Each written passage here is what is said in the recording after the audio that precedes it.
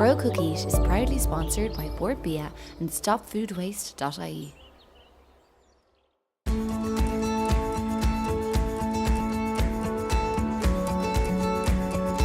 Welcome to Grow Cook Eat. Each week we're growing one-star vegetable and we'll show you how easy it is to get from pot to plate. No matter how much time, space or experience you have, it's amazing what you can grow with just a little effort. You learn all the tips and tricks to growing glorious greens in the garden. So what are we waiting for? Let's get growing.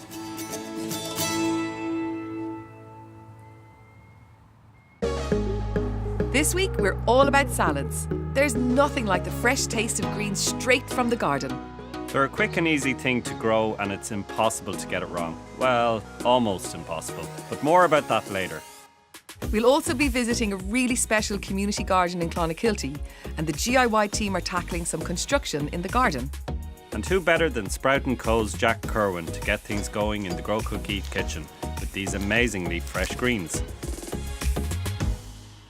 Homegrown salad leaves, you will just never get anything like it in the shop because it's so perishable. It's literally wilting straight away as you pick it, so it's just brilliant to grow it yourself. Oh yeah, and the taste of it is completely different as well. Yeah. When you eat homegrown lettuce, you need a lot less of it for sure for the taste. Yeah. And just a different experience. So the thing about it is, right, you get access to an amazing product, absolutely fantastic homegrown salad leaves, absolutely nutritious, and also all year round. Like you can be eating literally these kind of salads from the ground outside 12 months of the year with a couple of kind of well-timed sowings and stuff. So how does one get to be harvesting a lovely bowl of salad Key like is little and often, so sowing all year round and sowing from seed, really easy. So check this out how we did it. So we're going to sow two different types of salad leaves. Yep. We're going to do some oriental greens and we're going to do some lettuce. Okay. They're done more or less the same way. So we start by just filling the trays, overfilling the trays actually. So we give it a bang on the table like that to help it settle down, because if you don't, you could have a little tiny seed fall into a little air pocket or whatever and so go too deep, yeah? So overfill it a second time. Overfill it, overfill it, It's overfill it. overfilled.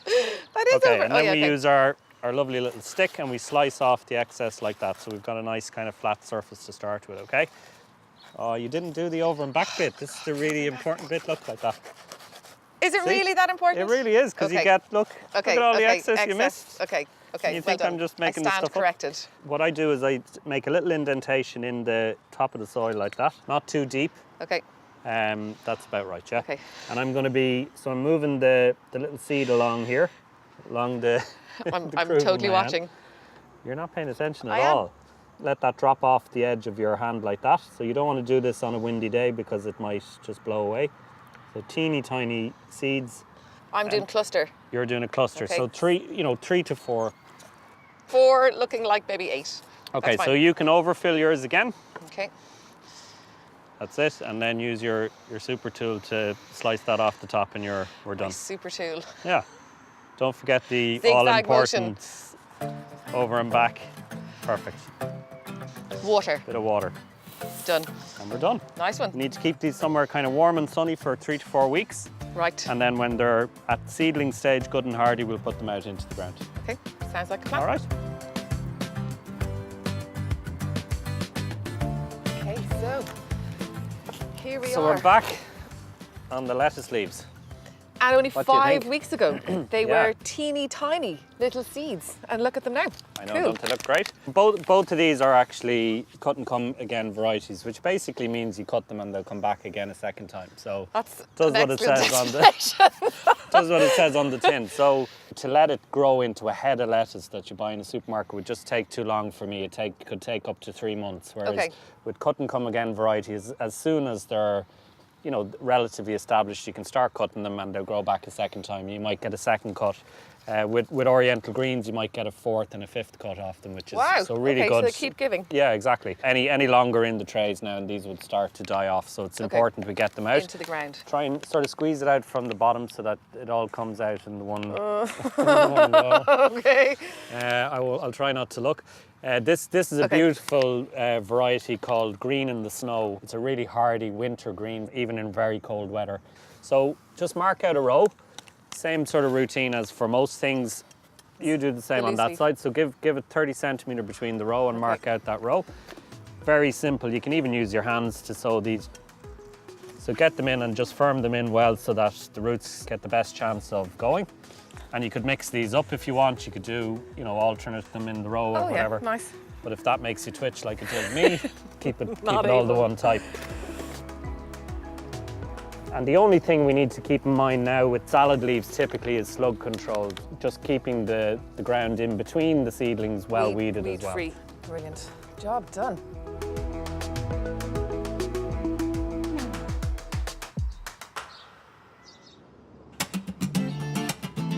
Today we are going to show everybody how to build a raised bed. We're not just standing in a random... And I've got my drill. I'm feeling very manly. Are you feeling very manly with your drill? No matter what kind of ground or soil you have to work with, a raised bed is a great way to get growing quickly.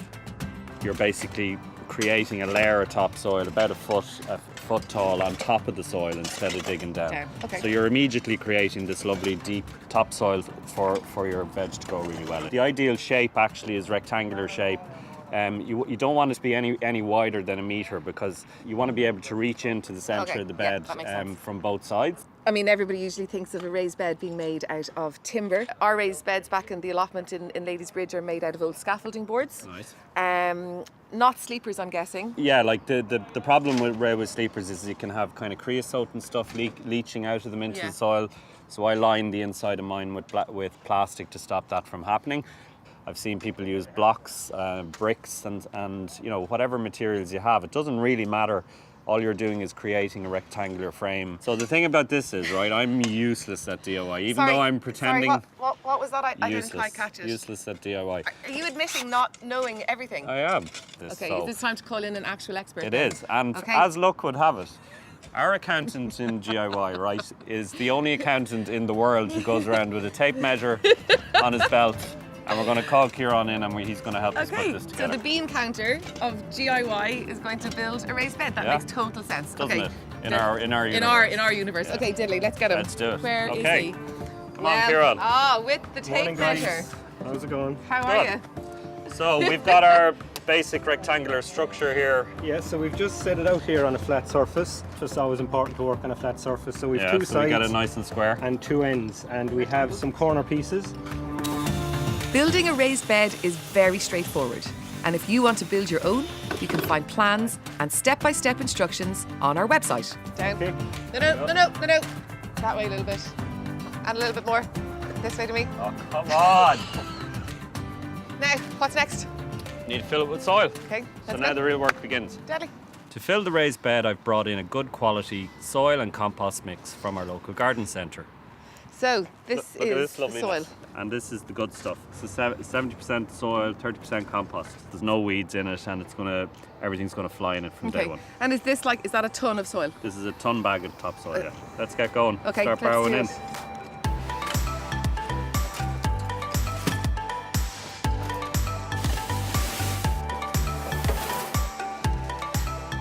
Beautiful. From construction to filling, ready to go in half an hour. We could plant into this straight away, but it's no harm to leave it for a couple of days, because the soil will sort of settle slightly. Okay. And then if you need to top it up a little bit, you could do that, and then you're ready to plant into it. Yeah. Okay. Cool. Happy days. Well done. Sounds good. Now.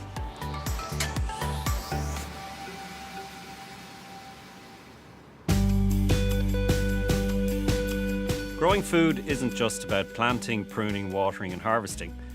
There's loads of other things the grower has to deal with, and one of them is pests. When you're growing stuff that you love to eat, unfortunately there's loads of little pests and creepy crawlies out there that also love what you're growing. So this whole family, which are called brassicas, so things like your kales and cauliflowers and sprouting broccolis and things like that, there's a particular pest that's a real challenge, which is called the cabbage white butterfly. So you'll see butterflies flying around your veg patch, and they just literally bounce off the leaves and they deposit loads of little yellow eggs, and that's what the little yellow eggs turn into, which are these little caterpillars. And they look tiny and pretty harmless at the moment, and you can see they're already starting to nibble on the leaf there. In about a couple of days' time, as they get bigger, they could completely strip these plants. So you need to be checking your brassicas at this time of the year and just taking them off basically. Or you can cover the whole thing down with fleece, but sometimes I've done that and I've seen cabbage white butterfly flying around inside the fleece, which is a bit frustrating, so probably not. So the best thing to do is just to literally get rid of them as you see them.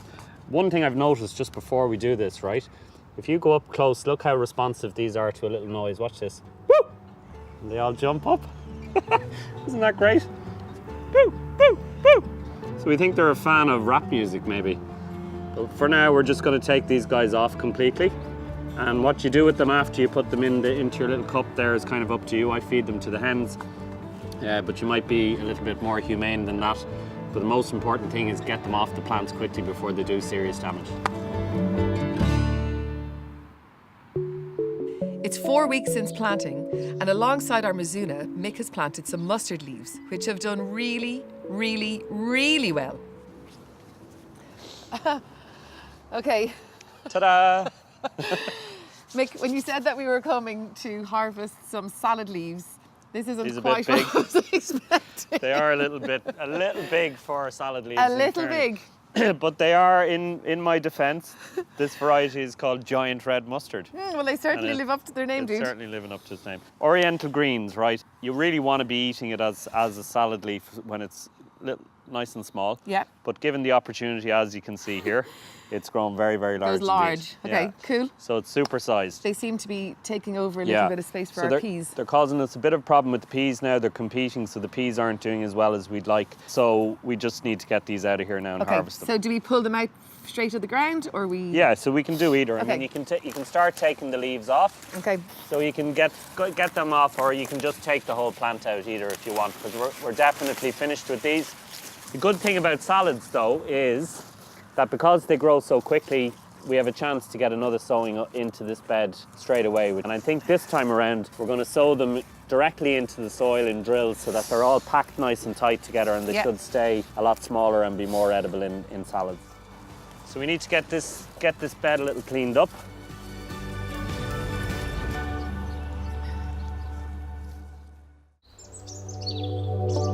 Grow Cook Eat is proudly sponsored by StopFoodWaste.ie and Board Bia.